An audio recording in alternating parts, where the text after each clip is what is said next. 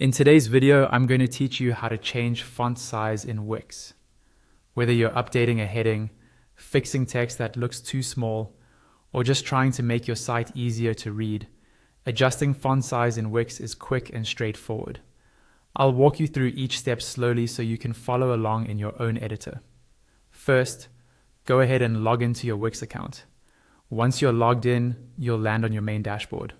On the left-hand side, make sure you're on the Setup tab, or the section where you normally manage your site's basic settings. This is just to ensure you're looking at the correct site if you have more than one.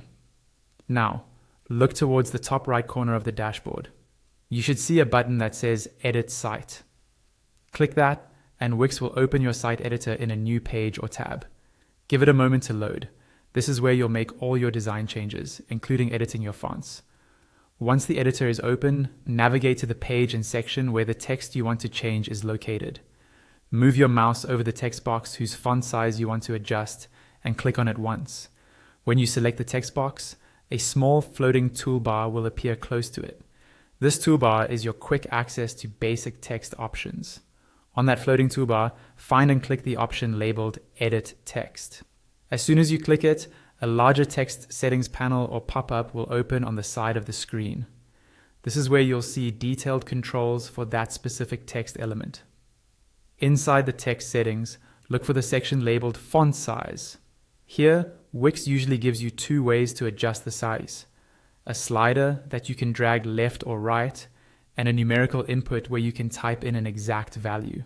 If you want a more precise size, typing in a number is often the easiest option.